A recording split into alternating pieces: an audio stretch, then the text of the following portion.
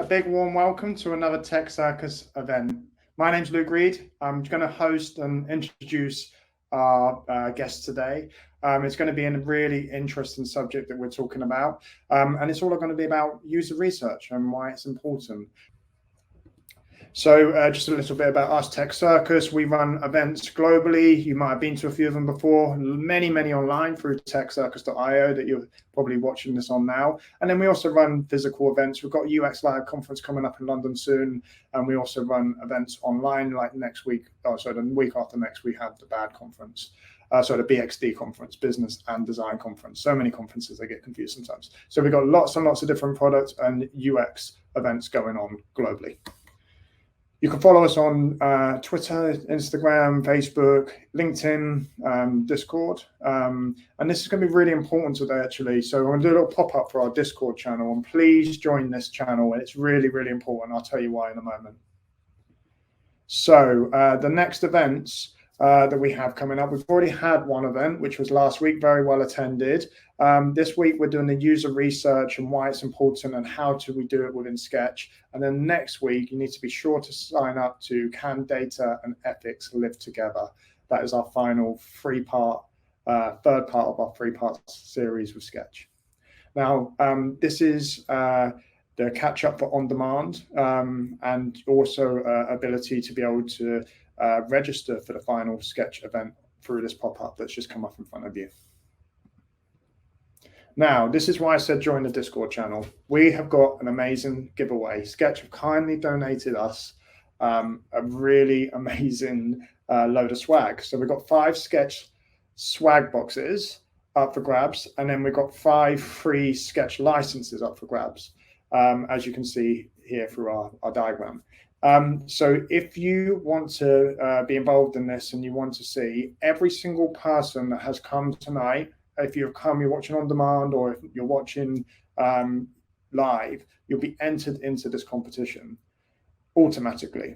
The way to find out is by being on our Discord channel. You'll find out whether you've won through there. And we're also announced on our social media channels. So if you follow us on Twitter, Tech Circus on Twitter, LinkedIn, any of these channels, we will try and tag you in those. So go into one of those channels and then you'll see whether you've won it. It's going to be randomly done with a Google random draw thing. Essentially, we're going to pick out 5 people from today's attendees. All of you have in with a chance. I wish you all the best of luck. I hope that you win some amazing swag boxes and licenses for Sketch for turning up today. Now, I'm going to be handing over now to our presenters. So we're going to bring on stage Tanya. Tanya, would you be able to switch your camera on and we can do a quick introduction to yourself? Hey, you're on mute. There we go. How are you doing? Hello. Thanks, Luke. So thanks for having me. Can you hear me? We can hear you. Yeah, the camera's slightly, jittery, but as it was before, but that's fine. We know how to deal with that. So how are you doing today? I'm good. How are you? Yeah, very good, thank you. And what's your presentation about today? Do you want to give us a bit more of an in-depth overview? Yeah, super hyped about that. I'm going to talk today about user research, why it's so important, and also I'm going to show some examples how we do it at Sketch and give you some templates so you can start your research in your organization as well. Amazing. Okay, I believe you're sharing your screen, so should we put that on quickly and make sure it's working before I leave you? All right, let me share my screen.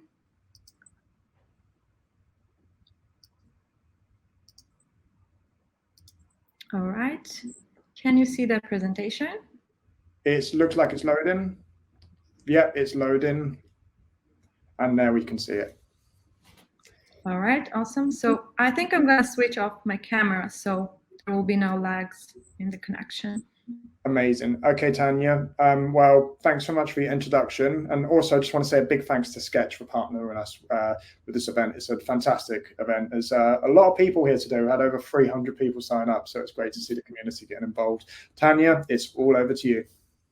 Thank you. Thanks, Luke. So first of all, thank you all for joining. It's a pleasure to be here. And I'm going to switch off my camera so I can start sharing the presentation. So today I'm going to talk about the UX research and why it's so important. But before we're going to jump to the research, I want to share our next event that Luke mentioned at the beginning that's going to be next week about data and ethics and if they can live together. So if you want to join this fascinating talk by our design advocate, Matteo, you can sign up with the Tech Circus and join it next week. So I want to introduce myself quickly, and I'm at Sketch for about 2 years, and I work as a design researcher. And before that, in my previous job, I was leading the UX department, and this background helps me being a better researcher at Sketch, because I do have this design background and I understand our users. And I made this transition to research because I have this curiosity and I really like to understand people needs and also to uncover product opportunities, which is something research can help with. So before we're gonna talk about the importance of research, I wanna make a quick poll about how often do you conduct UX research? So yeah, Luke, can you trigger this poll? All right, so let's take like 1 minute about like answering this and we can continue.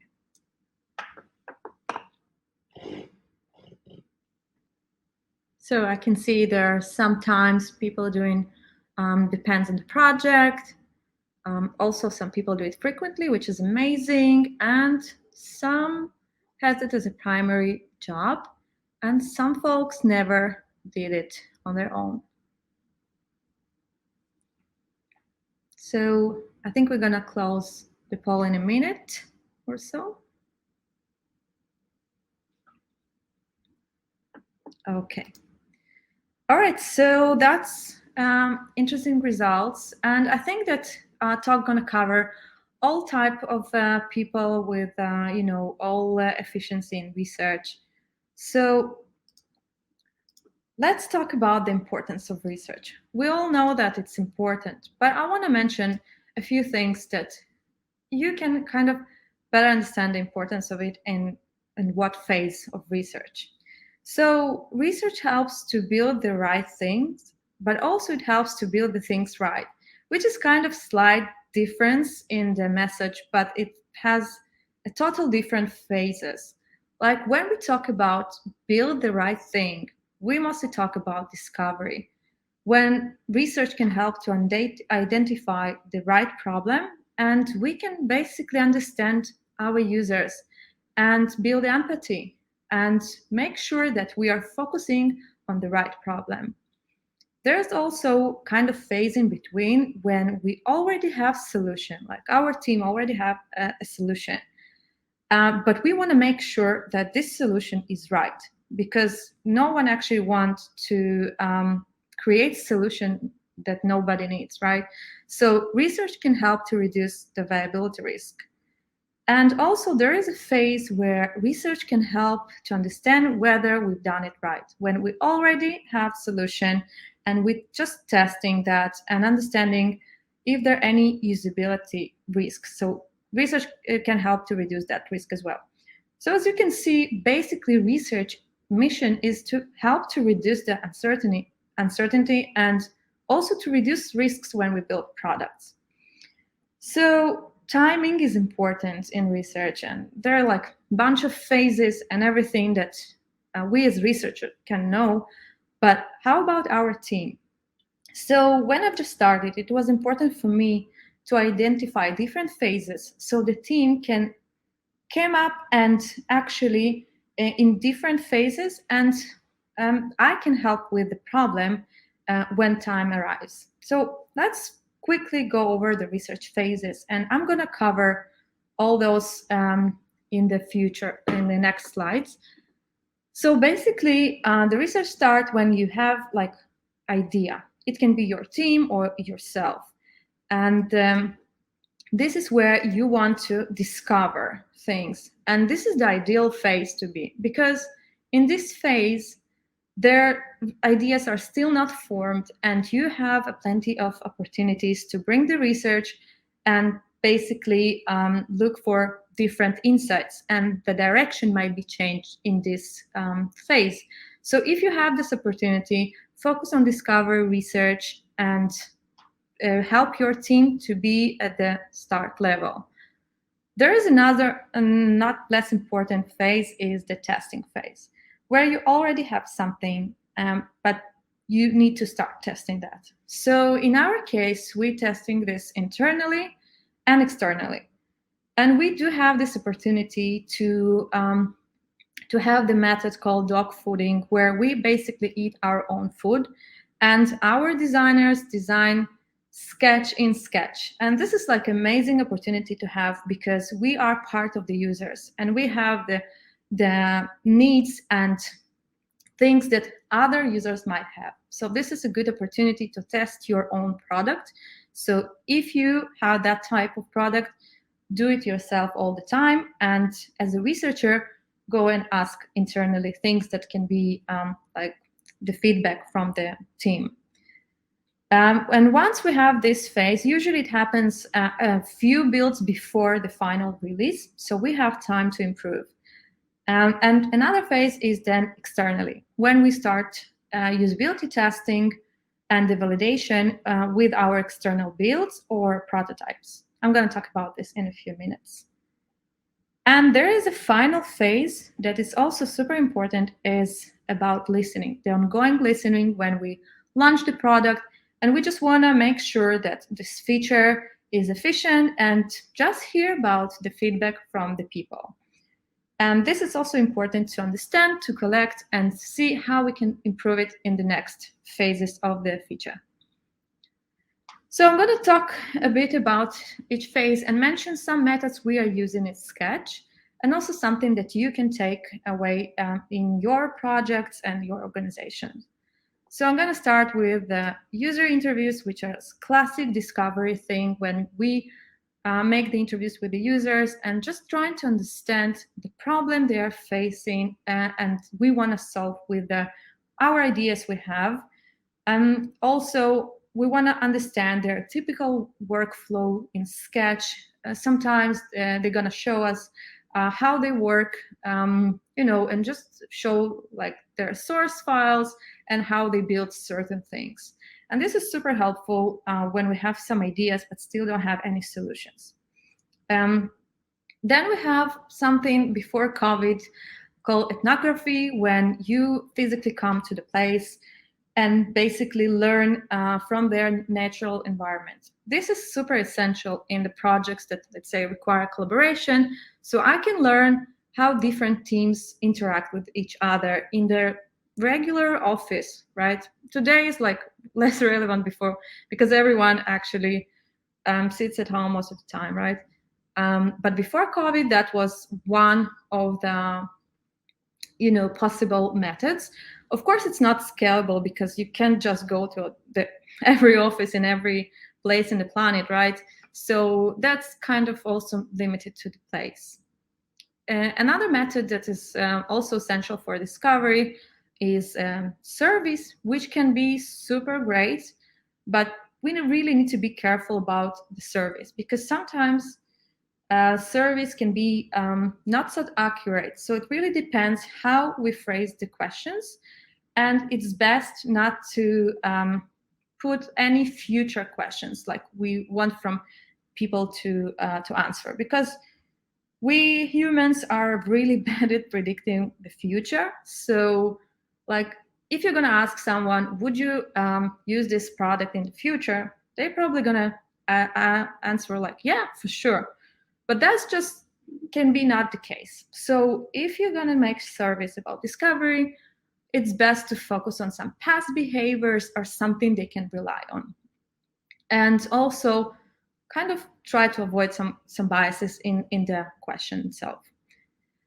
And another method that sometimes can be useful is card sorting. It's about how people basically group certain information.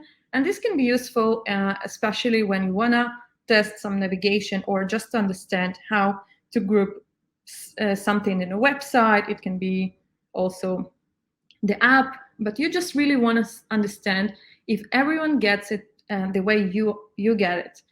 And that's where cart sorting can be super helpful. So another phase is the validation, when, as I mentioned, when we already have some solutions and we want to validate them.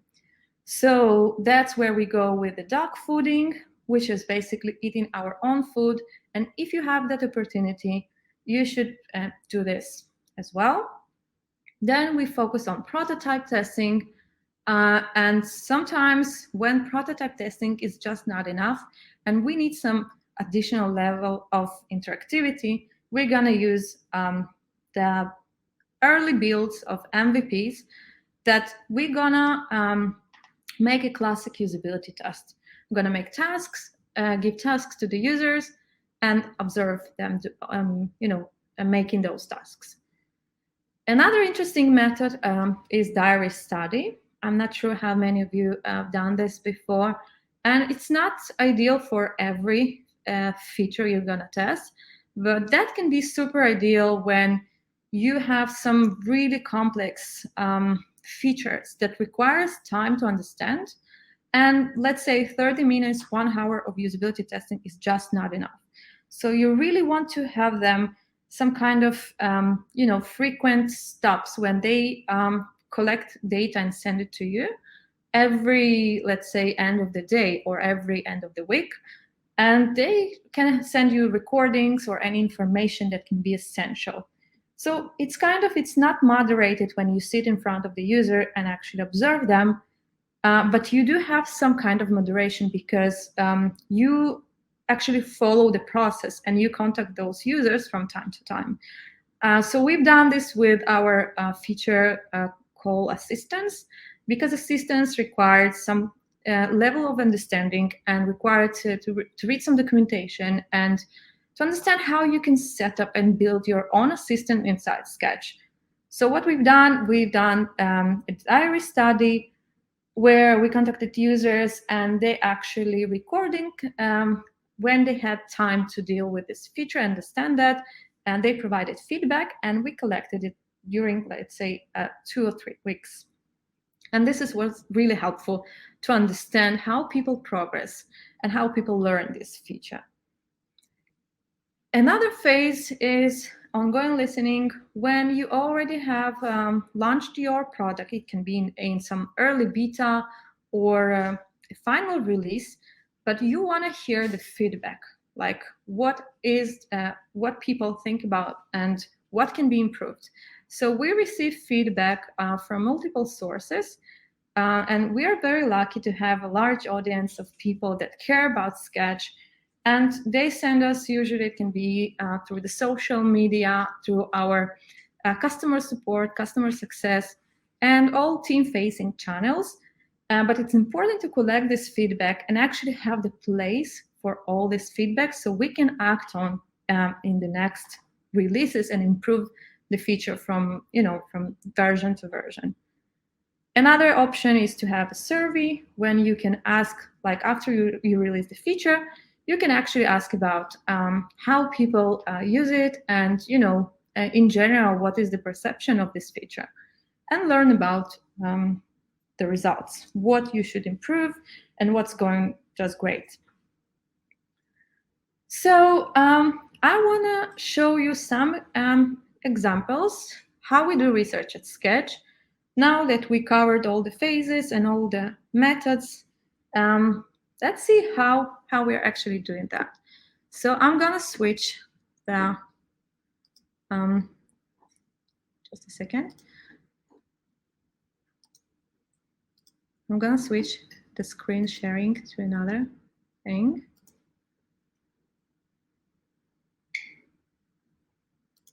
Okay. All right.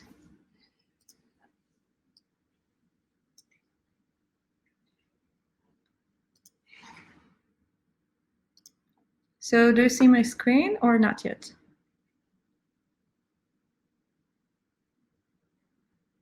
Can you see that? Yeah, we can see it. All right, good. Okay, so this is the Notion template that this is an example that you can grab in handouts and download for yourself and duplicate and just, reuse it in your future projects. And if you don't have like Notion, you can still like follow the structure and, take the parts that will be essential for your future projects. So I'm gonna walk through the stuff that we are having here and explain a bit about each part. So when you start research, it's important to understand the background of the project you're gonna work. What is the scope of the project? And also, like, you want to understand what are the research goals, assumptions, and research questions. So this is the place where you're gonna collect all of this information that's gonna be helpful for doing actively research in the next like few days after you prepare that. But before each project, ask yourself these questions. What is the aim of the research? Like, why research is needed? Sometimes there will be folks from your team that coming with the request. Sometimes you want to initiate this research, but you should understand and outline why research is required here. Another question will be, what do you need to learn to make this research effective? Because sometimes you can be, let's say, a UX and researcher as one role, but sometimes, like as in my position, I'm doing only research and I'm not involved in building that product. So every time I start the new project, I need to understand about this feature and I need to learn something. So always I ask myself, what do I need to learn so I can ask better question? I can be a better observer and know all those details that can actually make my research better. Another question will be what is already known and what needs to be uncovered. Because let's say when you start projects, sometimes it will be not the project from scratch and you or your team already have some understanding and some knowledge that it's important to be outlined. But there will be, of course, some things that needs to be uncovered and then where research comes handy. And the last question that kind of related to this one will be, what do the stakeholders expect to learn? Which is kind of you like jump to the end outcome and sometimes it's difficult to answer, but this will give you hints of what are your team expect to learn from the research. And you can hear a bunch of ideas. For example, if the product managers wants to understand how useful this feature, or if people miss this area, and so many things that you can once research is ready, go to this product manager and say, hey, I actually saw some insights about the area that you were interested in, and navigate them to those parts. But of course, there will be some parts that they don't know what they don't know, right? And that's where like research can uncover another level of things, but that will be on top of their interest. So that kind of will focus you on the project and it will help you to start the research. And then we will have like some technical parts that can be essential also to maybe to another researcher or just people that want to understand what kind of research was done here. So it's important to say like what phases currently we're running, if it's testing or just discovery. There we can state the method, how many participants went to this research, also session time, if it's like a Zoom recording or maybe it's ethnography when you go to the office. So I also included here the usability testing script, which is something as a researcher you would like to have, because this will help you, to conduct the usability test and kind of be a facilitator. So it's of course vary from from project to project, from usability test to usability test, but that kind of typical structure that can help you with. So you would like to start with the introduction, where you introduce yourself, of course, you introduce the research project, what do you want to test, and of course, to ask permission for recording. You would also want to protect yourself and talk about any NDA that is legally required in your company. And once everything is done, then you would like to break the ice and just ask to get to know questions. So the get to know questions are usually the question about like their roles, their like company size, and their typical workflow, even though like typical workflow can be like a long answer. So maybe, it can be at the end, or anything really important that can help you to break the ice and also to understand the background about this participant.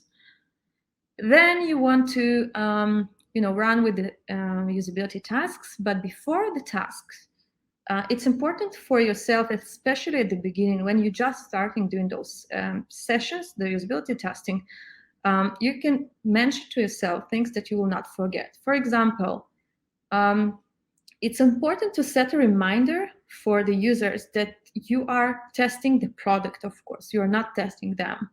Because sometimes, it really depends from person to person, but people can be very stressed if something goes wrong and they're not clicking the exact buttons, or they just, just get lost. So you should, as a researcher, make sure they feel comfortable, and there will be like no right or wrong answers, right? Just what feels natural. So they kind of will be more relaxed while they're performing those tasks. And also remind them to think aloud when they're doing tasks, because sometimes, people can be just like focused and be super quiet like this.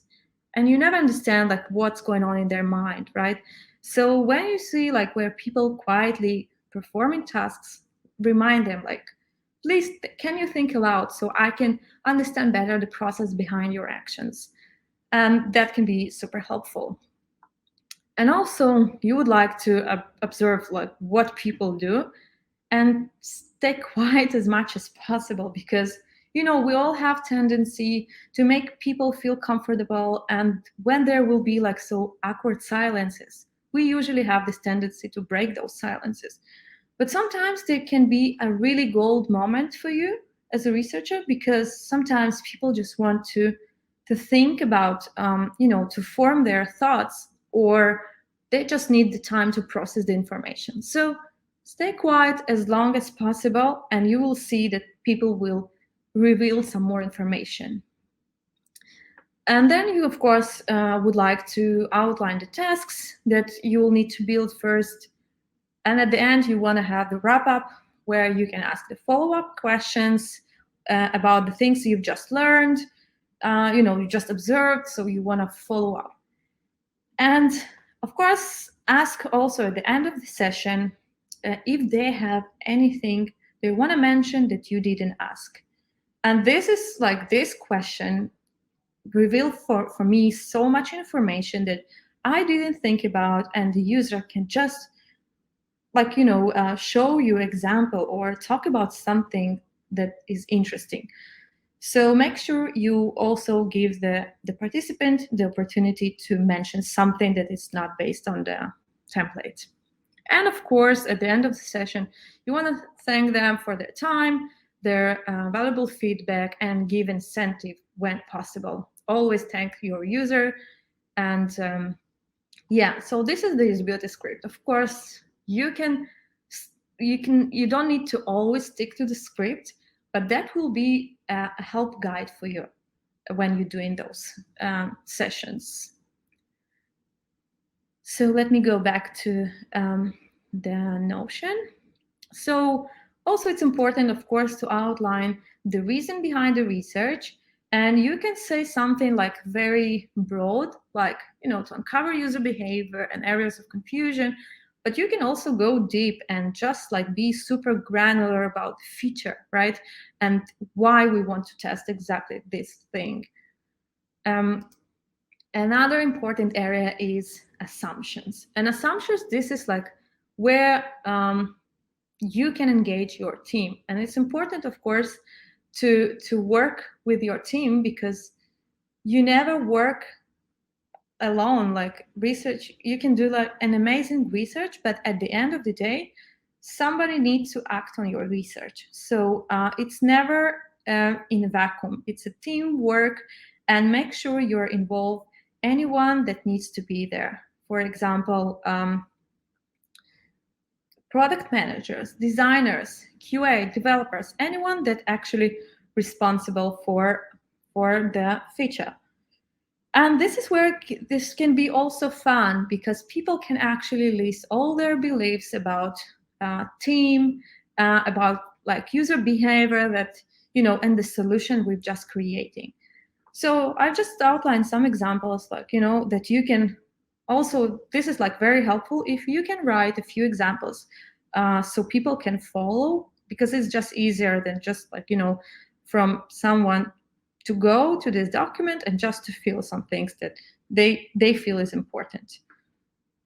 And from those assumptions, you're gonna have research questions, which is basically, what do we want to learn and research can help us with. So you will see a bunch of opportunities, and this is also a team sport where the team can actually go and ask all those questions that they are really interested in. Another important thing that you need to think before you're doing research is actually who you're gonna recruit. And this is like super important to understand, because recruitment is a very important phase, because it really depends, your research result will be depend on who you're gonna recruit. And if the criteria is not right, then your results will be not accurate. So make sure you will outline like main characteristics of your users. And if it's about, for example, Mac users, or if it's about, enterprises. So this is all important to state, so you can have, accurate results in recruitment. And also, I didn't include it here, but when you recruit people, you want to make sure that you first have the screening survey. So you ask all those questions, and people that not answering the criteria of the research, you drop them from this research. But it's also important to make sure that you drop people correctly, because let's say there's some person that want to give their time and they want to give their feedback already, right? And then when they see that they're not fit for this research, sometimes it can be very offensive. So you want to make sure that they don't take it personally, and it's basically about the criteria. So next time they can be a better fit. So mention this as well. You can make the service like, even with the Google form, and just make sure that you make the condition like when there is like someone answer a question and they answer the criteria, so they pass to the next recruitment. If they're not, you can just say thank you for your time, and next, and you explain like why they're not a good fit. So you have all this stuff, you prepare everything, but now there's a big question: where you need to recruit all those people. So it really depends from company to company. We are lucky enough to have clients that basically very tech savvy, and they're very social as well. So it's easy to recruit them, from the social media, from professional events, and dedicated dedicated services as well. If you don't have like the audience for like your clients that you have access to, you can always use professional services like user interviews or user testing. They usually all have a research pool, and you can just have the criteria, and they will find people for you. We have a dedicated program called Sketch Labs. So I've created this program for existing Sketch users that signing up to this program, and they are willing to help us to improve our product. So it's super easy when you have this program to recruit for any future research project easily.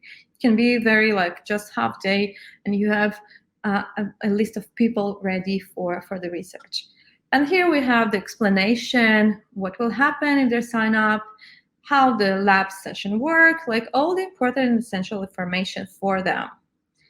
So if you have the opportunity, you might think in involving in something similar to this, like have this dedicated research program, and basically, recruit the clients who are interested in, and from time to time, to schedule any type of research much easier. All right, so now that we have this, like we know how to, recruit people and do all the things, they're gonna be scheduled, which is also so important for your team to understand what are the timelines, how long this research gonna take, let's say like during 2 weeks. And then you would like also to mention the first expected results. That can be something like super important to mention to the team. And you don't want to wait till the end of the research when you have all those insights. So you might share those, research nuggets already to the team. And then you're going to mention like when you're going to have final results as well. So of course, the days can be like, day or two, depends on the active research you're conducting. Sometimes people canceling, rescheduling, but that's kind of a schedule more or less that people can stick with. And before we had a proper research dedicated repository, I used to collect all research results in Notion, which is not bad, but we have a better solution for doing and analyzing research. I'm gonna show in a few bits. But let's say you have 6 usability testing sessions, and you want to state all the important information that is essential to this project. This can be like the session dates, participant important information, their roles. You can also say like quickly the sentiment, how this session went. If people were, super hyped, super excited, or they just like, nah, I don't like this feature, or like, the interaction went off. Sometimes they have like neutral, but you will see like from the sentiment, you can feel like if this feature needs some improvement, and, how is the usability in general. And in each session, you would like to include something like their background, which is usually comes from, from get to know you questions that you asked in the beginning. And then you want to mention the session. And this is going to be like bunch of short videos that you made that gonna show the insights, like the important information that you want to share with your team. And then you're gonna have those videos. You would like to have some short explanation at the bottom of the video, just for people to easy to to scan, and if they want to invest time to view the video. And then you will have insights, for example, all the important information that went from this session, and that can be kind of summary and action items from in the granular session that you would like in the analysis process later on to make in the bigger insights. So it's also important to kind of follow the structure from for all sessions that will be much easier for you to analyze this in the future. You also want to make something called assumption analysis, even though sometimes that's kind of not required. But if you have some time, you can make that. And this is basically where you prove or disprove all those assumptions that were you and your team created here.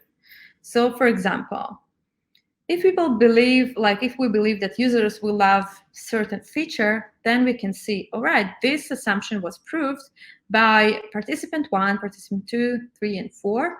And sometimes you want to collect the videos when they say like the exact thing, like, oh my God, this is an amazing feature or whatever. So you would like to have them here and say, all right, this assumption was correct.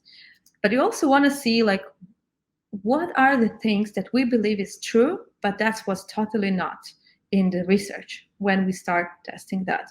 So that's where you would like to state all the disproved assumptions that, let's say, our team believe that it's easy to navigate to a certain area, and turns out that people, maybe they didn't say that, right? But you can see from the observation that they got confused and they just didn't go to the exact like path you want, or it just took so much time to accomplish.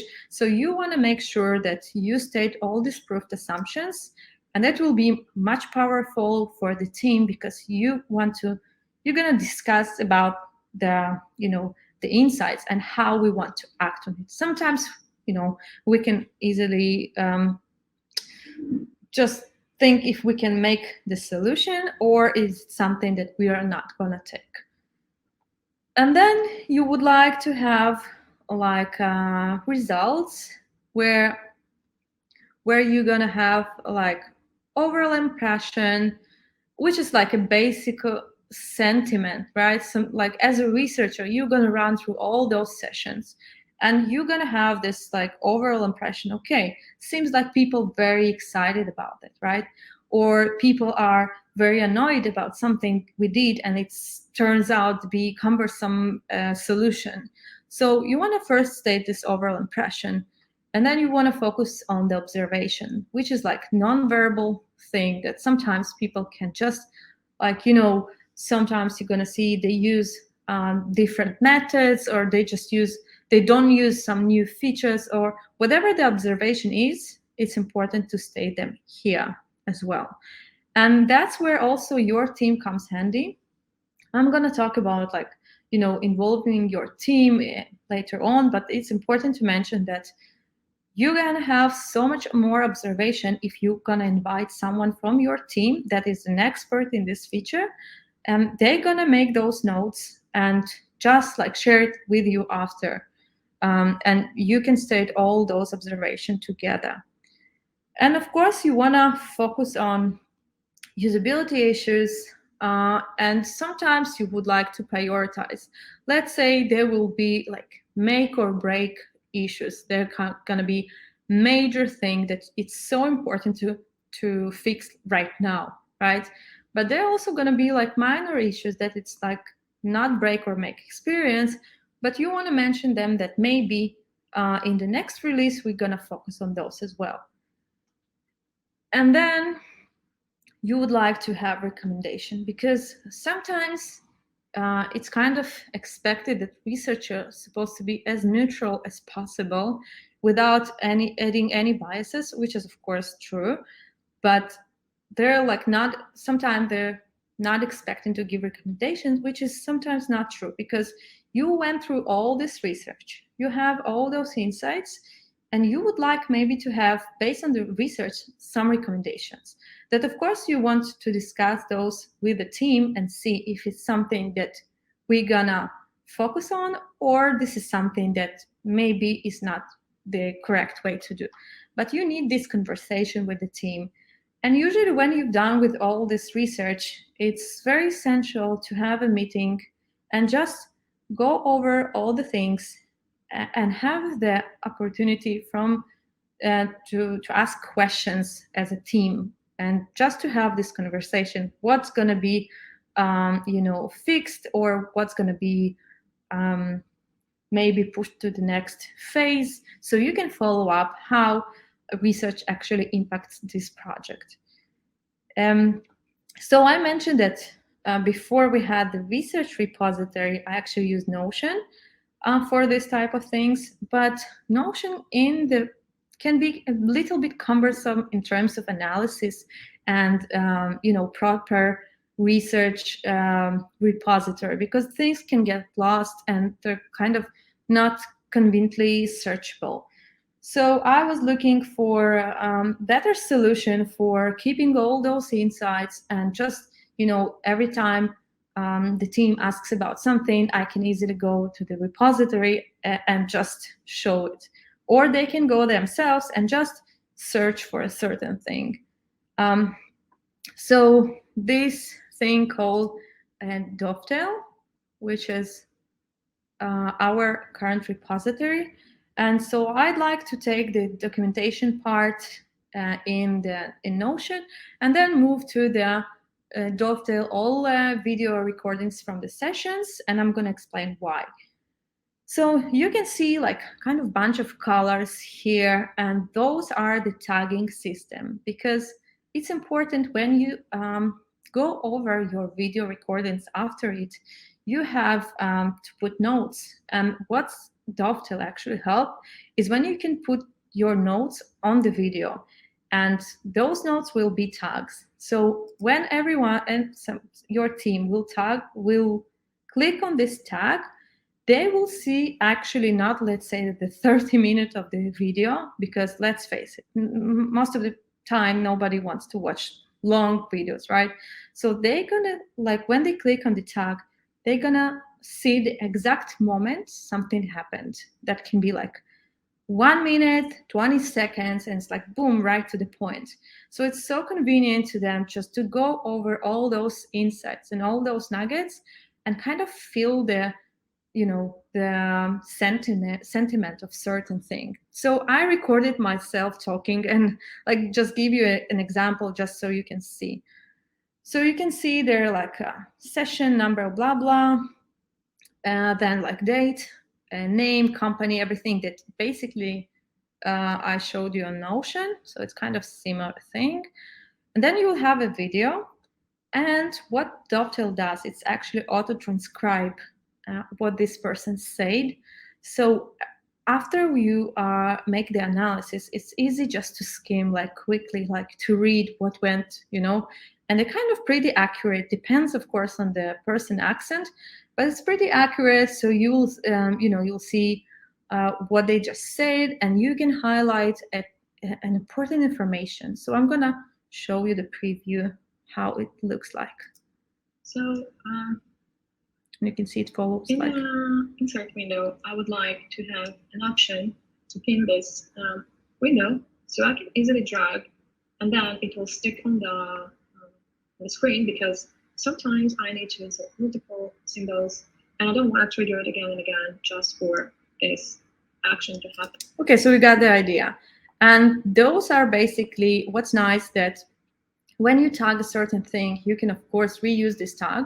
And you can see like that this pin insert window actually was used in 5 sessions, was mentioned in 5 sessions. So it's obviously something big, and you would like to understand better. So instead of just like, follow up for each session, you navigate them to this tag, and people just access that and just watch like everything from the session that happened, and they just quickly learn about this certain problem. And you can write like, the summary says participants want to pin this insert window for multiple dragging. And yeah, I want to mention this tag system because it's really varies from project to project, from company to company, but this is something that I usually use for usability testing. And also this is kind of different from other type of research, but I want to mention this example. So you want to have like observation section, you want to have behaviors, and as I mentioned, like observation, these are usually quite nonverbal things that you just watched and you want to mention. So instead of explaining this right to your team, you're just gonna tag something and then send this tag to the team so they can watch and observe. Then you have behaviors, what just happened. Let's say something unexpected that user just did, and it's important to mention. This section, user concerns, can be super powerful and super important for future improvements, because sometimes users can ask questions because maybe they fear to click on something, like what will happen when I delete a certain component? So before they're doing any action, they just ask you for confirmation. And it doesn't mean that you need to answer that, but that's like an important user concern. You should consider this in your research. So then you and your team after that can actually discuss about that. Like, okay, users actually quite feeling this fear to, they think that they're gonna be like deleted. So maybe we should explain it a bit better or make some tutorials about that. So there are kind of future discussion that can happen around this user concerns area. Of course, there will be like classical usability issues, what went wrong, and like, what do we want to improve, some confusion, something like that can be done. And then you can also have some bunch of nice feature suggestions that your user is gonna have some nice ideas, like, hey, how about you do something blah, blah, blah, blah. And you say, hey, this is actually a good idea, but not for now. So maybe for next phase. And this is something that you also want to present to your team. And the last one, it's not required, but I think it's super nice to have positive feedback. So your team that works so hard on this feature can actually have some positive, feedback from the users. It's always nice to see. So if you see something super cool, just mention that and share with your team. Here are some like highlights that's actually help with the analysis when you already have your all highlights, and you're just gonna make sure that you connect them to the insights. It's kind of working researcher area. You also have charts, which is nice because sometimes you want to share like a bunch of charts of all tags, but let's say you want to mention only usability issues. So you're gonna filter it by usability issues, and you're gonna just share it with your team, like, hey, these are all usability issues that went through this research. They're all clickable, by the way. Once they click, they navigate to the insights, so it's super convenient. And this is the area where you have processing all your research and basically write an insight. So everything that's happening, the small nuggets of the observation of anything that's important to mention goes to this area where you actually write about, like I took this example, pin insert window, but it can be a bunch of other stuff you want to mention here. And these go to your future, let's say, research result place. I'm going to show you that it's kind of similar to Notion, but it's a bit different because you can actually show here the previews of all those nuggets. So you're going to have like, the regular background that you already had in your Notion. So it's kind of copy paste, right? But you want to mention for people that just coming up to this project to read the results, to kind of involve them in the research that you just done. And then you're going to have research findings. So this is kind of a template, that I quickly done. You can have this insight summary, something that happened, and then you can have also status, because this is how you can act on your research outcome with the team. I'm going to show you like the actual, example. So we have this pin insert window, and then we explain what do people want. So in this example, with our insert window feature, people actually wanted to pin this, and every time they drag like multiple components, they don't want this window to be hidden. So, or let's say they have multiple monitors and they just want to stack this in one of the monitors and just drag this easily without this disappearing. So that was like obvious thing that we wanted to improve. And like this is already improved in the production, but let's say if it's something that it's still undergoing, you can write the status, like review with the team, or schedule for next release, anything that can actually keep this research alive and make sure that you are following up with the results and actually involve the team to act on the outcomes. And here you're going to write the recommendations that I mentioned in the past, some opportunities, and of course the next steps. Okay, you've done all this research. What's next? what you need to do. So those insights needs to be acted on. So let's say you want to review and prioritize maybe with the team, like all major usability issues that like it's a break or make or break experience, and you want to make sure that these things are covered. And sometimes there will be research insights that we will not act on it because sometimes it's just like so niche, or I don't know, the team sees the bigger picture and they say, okay, if we fix this is gonna break this. Sometimes you need to make these decisions, but it's important that you will have those recommendations and actually go and talk to your team. And yeah, so I'm gonna stop sharing, and I'm gonna make my camera on. So basically this all looks like nice in theory, but how do we actually get this research buy-in from the team? I can tell you that it's not that easy at the beginning, because let's say all teams had their own strategy and the way they used to work. So when you just start, like when your organization just starts with research, you will want to start small, like maybe something, some small feature, make the usability testing, see what can be improved. And it's important to say that you are gonna be a helper in this, in this research, right? You want to help the team to reduce those risks, to reduce uncertainty, and make sure that your team see you that way, right? And not someone who gonna make their life hard, right? Because you gonna say, hey, those users make this and this, but yeah, that's not the case. You want to be a helper so they can make better decisions based on data. And of course, we always say build empathy for our users, learn about our users.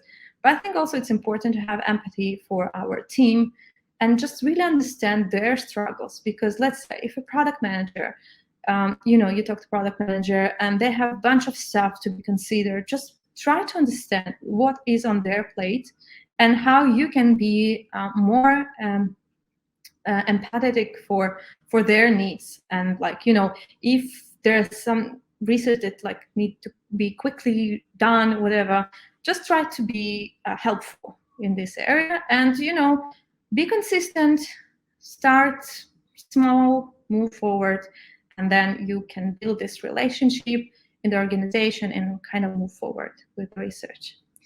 So yeah, I'm curious to hear if you have any questions in the process we are doing, and yeah, I open for the questions. Hopefully I can answer those. Thanks so much, Tanya. We've got loads of questions here in the tab. Do you want me to ask them, or do you want to read them out and answer them yourself? I think you can start asking, and then. Okay, so let's go with the first one, the most voted one. It says, do you sometimes integrate quantitative data? I just wanted, sorry, my glasses. Quantitative data to your research methodology, maybe to help you determine the problematic areas. And what is your general opinion on the mixed methodology research? Yeah, this is a really good question, because numbers can see a big picture, but they can't tell you the reason behind something, right? So when you want to understand what's happening, go with numbers. But when you want to understand why it's happening, go and do qualitative research and ask things. So yeah, of course, it's important to follow up with quantitative data. It really depends from company to company. Sometimes there will be a dedicated analysis in the company. So make sure you know those people and actually collaborate with them. And it will also really depend on the company, how granular you track data, which is basically something that will be in the next talk about ethics and data, how we can make this happen, how it can live together. But basically, If you have the opportunity, it's always good to combine those things and basically to see the big picture. And when possible, go granular with the qualitative and ask this behind this why. I hope it helped you to answer this. All right, maybe I'm gonna read the next one. In the discovery phase, do you ever benchmark competitors' products to see what they do better or worse? Yeah, that's also a good question. And I think that discovery phase can be so large, and sometimes it can be also overwhelming because it really have no boundaries, right? We just start brainstorming ideas and the team have a bunch of assumptions, and you can go like as broad as you want. And of course, like competitive analysis is one of those things that you want to consider. So it can be, doing a competitive analysis just by trying the other tools, but you can also conduct interviews with people who already use those products, right? And just ask them like, typical workflow, what do they like, what they don't like, and like the things they don't like, maybe those are your opportunities in the discovery, something you can actually make the better and try to focus on those needs. So that's of course an integrated part of discovery phase. Okay, and there is another question. Do you find a good variety of user types sign up for Sketch Labs? New users and expert users? If it's mainly more experienced users, how do you make sure that new users are accounted for in the research? Yeah, this is also a very important topic because, as I mentioned in the call, your research results will be dependent on who do you recruit. So in our labs, there are basically all type of users, starting from students, they just start learning Sketch, which is like amazing opportunity, right? To see the product from fresh eyes and just see like how a certain feature is complex or easy for people that are like not the pros, right? And there are also a bunch of pro users. This is kind of like, I asked this question in the sign up. It can be kind of subjective, right? Because it depends how people define themselves. So someone can say like, I'm not the pro, but in the reality they are. So it's kind of subjective, but it gives you kind of, direction, try to understand. I think that some other disappeared. Right? It's been voted up, so there's one that's gone over the top, I think. All right, that's good. Okay, and how do you make sure the new users are accounted for in the research? Yeah, so that's why you define the criteria. And usually you ask, you work with your team and ask like, who are the people we are looking for in this case? For example, if it's a feature for like enterprises, so you're gonna recruit someone that like big companies, right? If it's, let's say, about permissions and security, and this is something that's more relevant maybe to big companies and less relevant to just one designer that doing their job. That's like one of the examples. All right. Do you test externally the discovery stage as well as dogfooding to account for bias?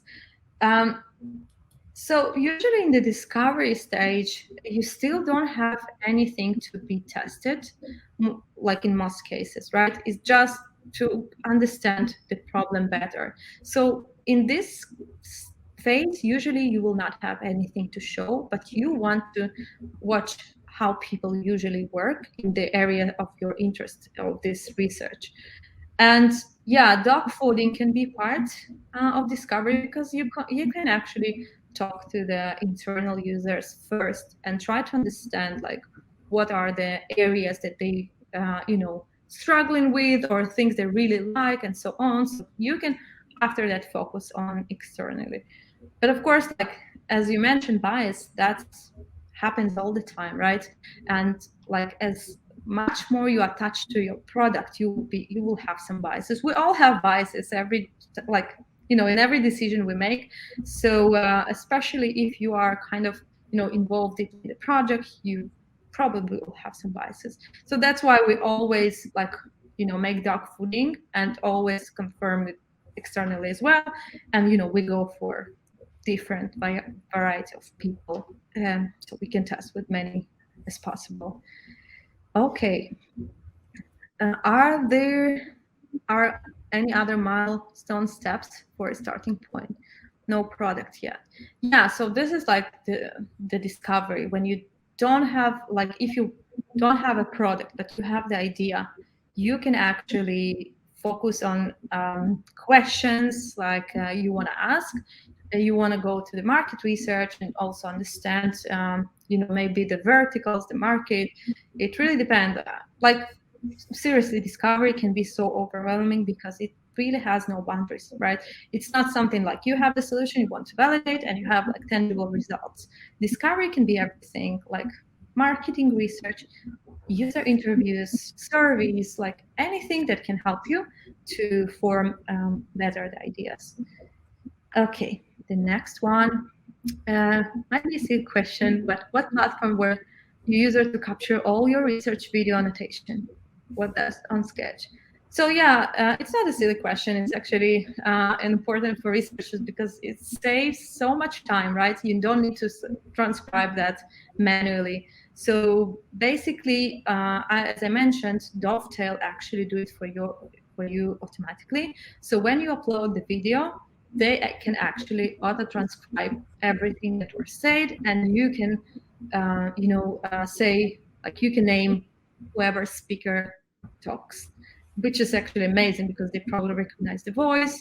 And we usually make the interviews in English, but there are like all other bunch of languages they already support, which is also super nice if you want to make some local research, and they're pretty accurate in the transcription as well, because sometimes auto subscribe tools can be like a little bit funny because there will be a bunch of weird words transcribed that they actually didn't say.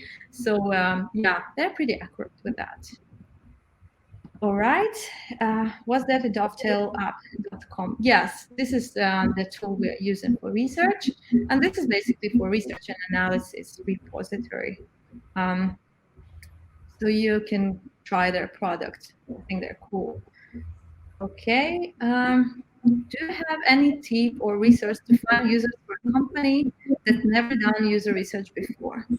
Yeah, this is kind of like, a hard start, because when a company never done research in the past, sometimes it can be quite hard to break in this area and also make this buy-in from the decision makers, right? So I would suggest, like, first maybe not to start with the discovery and interviews, but maybe run some small usability tests, maybe already on developed product, just to show the point, like, okay, we can make we can do much better, and look, all those users confused about blah blah, and if we resolve that can improve our ROI or whatever KPI. All right, you can talk in numbers. So like, your mission is actually to convince those decision makers that research is not like something on the side, but that should be considered. And you can find, like, it really depends on the company and the style, right? Like, I can tell you that our users are pretty much tech savvy, right? And they just super social powered users, and you can grab them from different, like, Slack communities, right? Today there are a bunch of Slack communities that you can just go and search for those users. But if there are not as social or tech savvy, as you can always rely to different services like userinterviews.com or usertesting.com, and you can actually ask for the company to find for you users. It's a paid one. Usually they have, let's say, maybe 5 free users, so at least you can start without like asking for for budget, so you can start easy, and once you have this buy-in, you can expand your research. All right, if a client has a predefined problem statement with the platform, then how would one start with the research then?